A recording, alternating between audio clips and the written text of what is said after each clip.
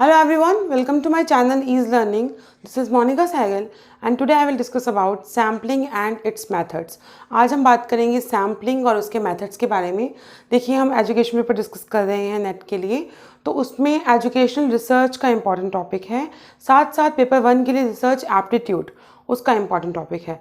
पिछले 5 सालों से लगातार सैम्पलिंग मेथड्स, इसके टाइप्स, इससे क्वेश्चन लगातार आ रहे हैं और रिसर्च डिस्कस करने से पहले हमें ये टॉपिक डिस्कस करना ज़रूरी है, तभी आपको समझ आएगा कि रिसर्च क्या है और उसकी काम क्या है। नेक्स्ट क्लास में रिसर्च हम स्टार्ट करेंगे, तो बेसिक जो टर्म्स हैं जो आपके रिसर्च से कनेक्टेड हैं उनको हम आज डिस्कस कर रहे हैं। सैम्पलिंग मेथड्स, देखिए सैम्पलिंग मेथड्स को डिस्कस करने से पहले जो टर्म है सैम्पलिंग उसे हम डिस्कस करते हैं। सैम्पलिंग क्या होता है?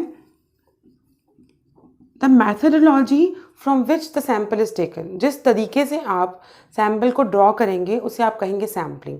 अब आप सैम्पल कहाँ से ड्रॉ करेंगे? आप सैम्पल ड्रॉ करेंगे पॉपुलेशन और यूनिवर्स से। एक ही टर्म है दोनों, पॉपुलेशन और यूनिवर्स, ठीक है। यूनिवर्स का पार्ट होती है population, sometimes both are same. अब ये क्या टर्म होती हैं? इससे जो आप चीज़ निकालेंगे वो होगा सैम्पल, और जिस टेक्निक से, जिस मैथडोलॉजी से निकालेंगे उसे आप कहेंगे सैम्पलिंग।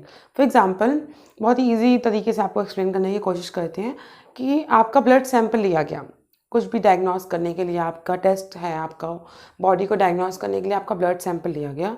ऐसा तो नहीं है कि पूरे ब्लड को ले लिया गया उस टेस्ट के लिए, आपके ब्लड का एक छोटा सा सैंपल लिया गया, जो क्या रिप्रेजेंट करेगा? आपकी बॉडी में जो ब्लड है आपकी बॉडी को रिप्रेजेंट करेगा कि क्या प्रॉब्लम है, क्या जो भी आपने डायग्नोस करना है, दैट मीन रिप्रेजेंट करेगा बॉडी को।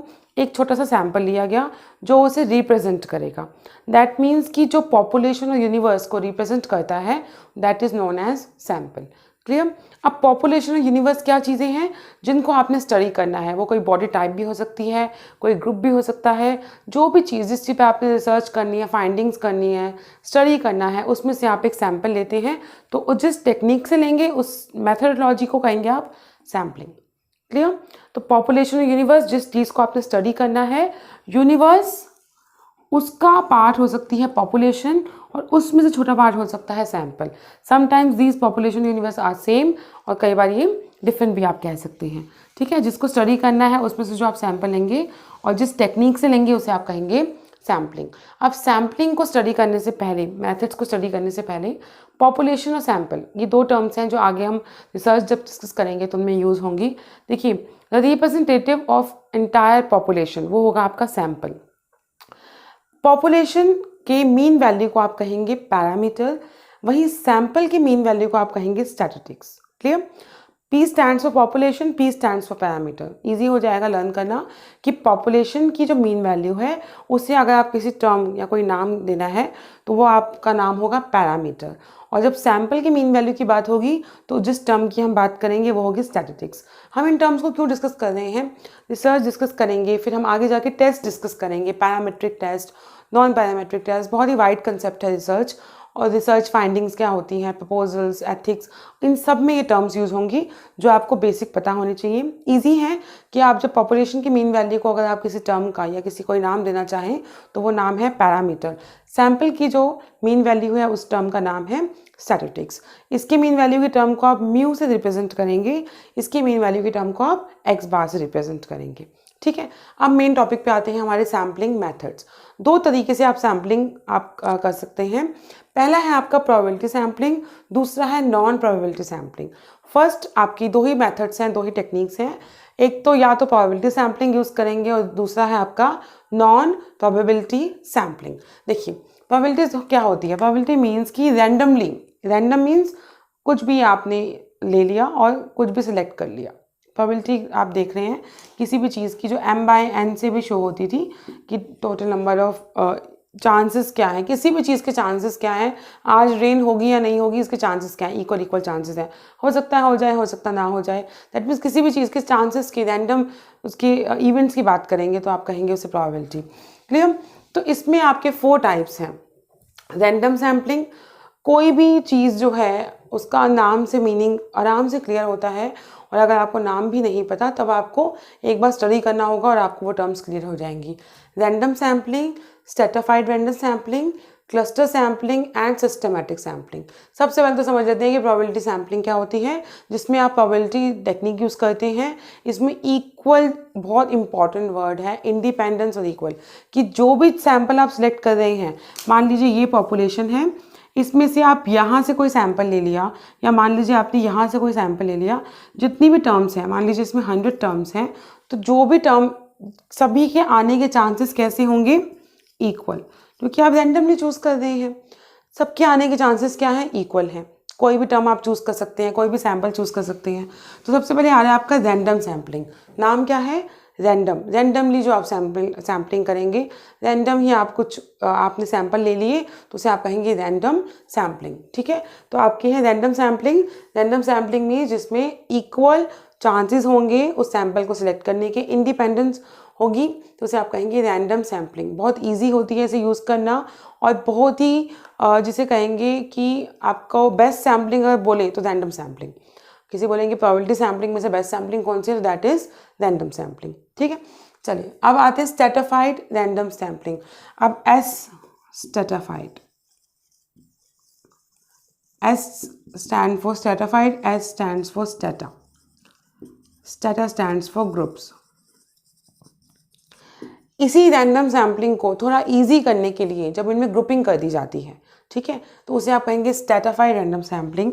आपने एक सैंपल लेना है जिसमें से आपने मेल, फीमेल और चाइल्ड, उसमें मेल फीमेल चाइल्ड को ग्रुपिंग कर दिया आपने, तो आपके लिए इजी हो गया। मेल के लिए आपने सैंपल ले लिया अलग से, फीमेल के लिए सैंपल ले लिया, चिल्ड्रन के लिए अलग से सैंपल ले लिया। अच्छा, इसमें आपने ध्यान रखना है कि इंडिविजुअल्स होंगे, इंडिविजुअल ग्रुपिंग करेंगे आप, ठीक है, टर्म्स जो होंगी वो इंडिविजुअल होंगी।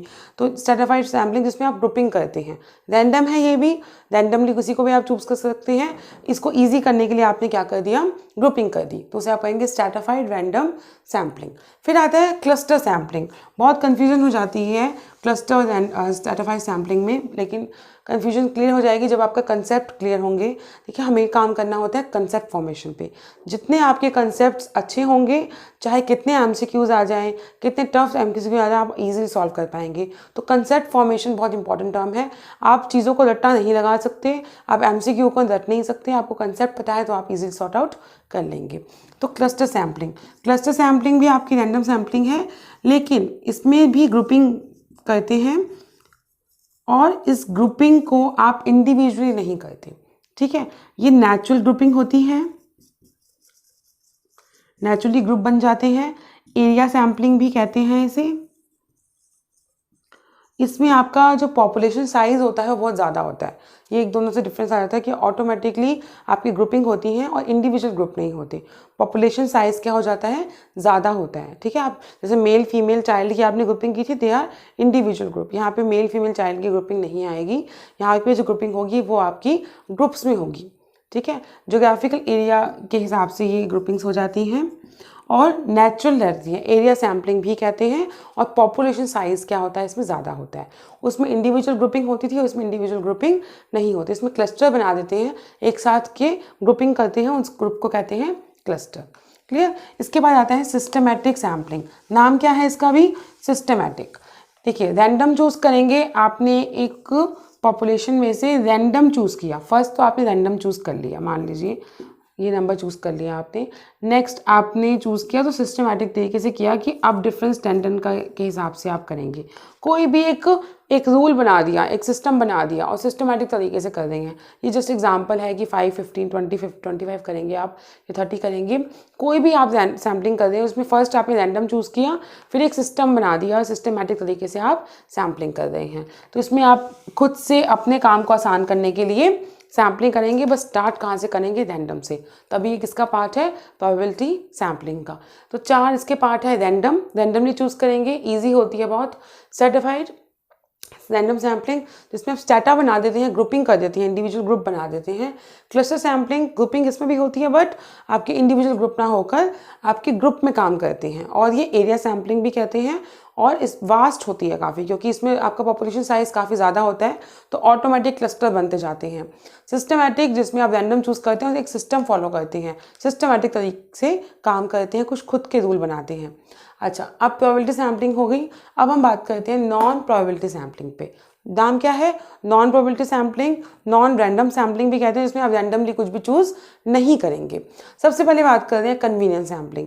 अच्छा, ये जो सैम्पलिंग होती है, जो रिसर्चर हैं, जो रिसर्च कर रहे हैं, रिसर्च क्या होता है, कोई भी रीप्लस सर्च, कोई भी चीज़ फाइंडिंग्स को दोबारा सर्च करना, न्यू नॉलेज गेन करने के लिए, या आपको पुरानी नॉलेज को इन्हांस करना है उसके लिए। तो जो भी रिसर्चर हैं वो अपने हिसाब से करेंगे, नॉन प्रोबेबिलिटी, कोई टेक्निक यूज़ नहीं कर रहे। कन्वीनियंस सैम्पलिंग, नाम क्या है, कन्वीनियंस। क्या होता है कन्वीनियंस, आपकी इजी के लिए, आपके कन्वीनियंस के लिए। इसे एक्सीडेंटल और हफाजत सैम्पलिंग भी कहा जाता है। ठीक है, एक्सीडेंटल, अपनी कन्वीनियंस के हिसाब से आपने कुछ यूज़ कर लिया, कोई भी सैम्पलिंग यूज़ कर ली। आप रिसर्चर हैं, आपको बहुत नॉलेज है, आपने अपनी कन्वीनियंस देखी, आप किसी मॉल में जा रहे हैं, आपने किसी एरिया में, किसी भी, कहीं भी गए आप, और आपको लगा कि यहाँ से मेरा सैम्पल चूज़ हो जाएगा। आपके माइंड में कुछ नहीं था, आपने अपनी कन्वीनियंस देखी और आपने वो सैम्पल चूज़ कर लिया। कुछ भी कर सकते हैं आप। फिर आपकी आती है पर्पसिव जजमेंटल सैम्पलिंग। पर्पसिव भी कहते हैं और जजमेंटल भी कहते हैं, जिसमें आप अपना पर्पस जो है, जो भी जिस पर्पस के लिए आप सैम्पलिंग चूज़ कर रहे हैं, उस पर्पस को ध्यान रखते हैं, अपने एक्सपीरियंस के हिसाब से उस सैम्पल को चूज़ कर लेते हैं। जजमेंटल या जजमेंट सैम्पलिंग भी कहते हैं, जिसमें आप अपने एक्सपीरियंस को वहाँ लेकर आते हैं।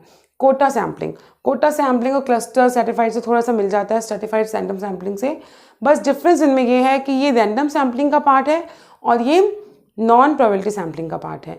इसमें रैंडम चूज़ होगा सर्टिफाइड में, और कोटा में भी आप चूज़ करते हैं, लेकिन वो रैंडम नहीं होगा। रिसर्चर खुद से कुछ कोटा फिक्स करते हैं और फिर सैम्पलिंग टेक्निक्स लगाते हैं। फिर एक न्यू टर्म आई हुई है और काफ़ी टाइम एग्जाम में आ भी चुकी है, स्नोबॉल सैम्पलिंग, चेन सैम्पलिंग कहते हैं, रेफरेंस सैम्पलिंग कहते हैं। स्नोबॉल देखी होंगी आपने, रोलिंग स्नोबॉल, कि अगर कभी आपने देखा हो कि बर्फ़ का गोला जिसे कहते हैं आप, स्नोबॉल, तो आपने देखा होगा कभी हाइट से वो नीचे गिरता है तो वो साइज़ में क्या हो जाता है, इंक्रीज हो जाता है। बस आपको वही माइंड में रखना है कि जिसपे आप एक चेन बनाते हैं, आपने रिसर्चर की बायसनेस ज़्यादा होगी इसमें, आपने 1 से 3 लोगों पे गए, फिर वो आगे 3 लोगों पर गए, ये भी आगे 3 लोगों पर गए, इस तरीके से आप सैंपल चूज़ करते जा रहे हैं और एक चेन बनती जा रही है। थोड़ी सी कॉम्प्लिकेटेड होती है, इसलिए स्नोबॉल सैम्पलिंग कहते हैं कि यहाँ से स्टार्ट किया था और साइज़ इसका बढ़ता जाता है। तो रिसर्चर पे डिपेंड करती है ये। इसे चेन सैम्पलिंग भी कहते हैं और रेफरेंस सैम्पलिंग भी कहते हैं, क्योंकि इसका नाम क्या है बच्चे, रेफरेंस सैम्पलिंग, तो बायसनेस बहुत होगी। अब एक छोटा सा डिफरेंस करते हैं इससे, जिससे आपको इन दोनों का एक मेजर की डिफरेंस समझ आ जाएगा। प्रोबेबिलिटी सैम्पलिंग ऑब्जेक्टिव होती है। नेट का एग्जाम कैसा है, ऑब्जेक्टिव है, आप किसी की बायसनेस नहीं है। पहले जो एग्जाम होता था उसमें चेकर की बायसनेस आ जाती थी। क्यों? क्योंकि आप थर्ड पेपर लिखते थे, रिटर्न था तो चेक करने वाले थे। तुम एमसीक्यूज तो नहीं है कि एक आंसर की है उसके हिसाब से सही गलत होगा। अब चेकर पे डिपेंड करता है कि उसको उस क्वेश्चन में कितने मार्क्स देने हैं। ठीक है, वो उसके ऊपर आ गया। तो सब्जेक्टिव मीन्स कि जिसमें आप बायसनेस होगी, उस पर्टिकुलर पर्सन की एक्सपीरियंस और वो चीज़ें काम आएंगी। ऑब्जेक्टिव जिसमें बायसनेस बिल्कुल भी नहीं होगी, ऑब्जेक्टिव हो सबके लिए सेम है। ये अनबायस्ड रहता है प्रोबेबिलिटी सैम्पलिंग, क्योंकि रैंडम है, सब हर सैंपल के चूज होने के चांस क्या है, इक्वल है। ये बायस्ड होता है, अपनी एक्सपीरियंस अपनी नॉलेज वहाँ पर वो लगा देते हैं। टेस्टेड, इसमें हाइपोथेसिस को टेस्ट किया जाता है और इसमें हाइपोथेसिस को जनरेट किया जाता है। तो ये मेजर 3 डिफरेंस तो आपने याद रखने हैं, इनसे क्वेश्चन आ चुके हैं। तो प्रोबेबिलिटी सैम्पलिंग जिसमें आप रैंडम सैम्पलिंग यूज़ करेंगे, सबके चांसेस इक्वल होंगे। इसको बांटते हैं हम रैंडम में, स्ट्रैटिफाइड में जिसमें ग्रुपिंग करेंगे, क्लस्टर में जिसमें ग्रुप होंगे पर इंडिविजुअल ग्रुप नहीं होंगे, सिस्टमैटिक सैम्पलिंग जिसमें आप सिस्टमैटिक तरीके से रैंडम चूज सैम्पलिंग करेंगे।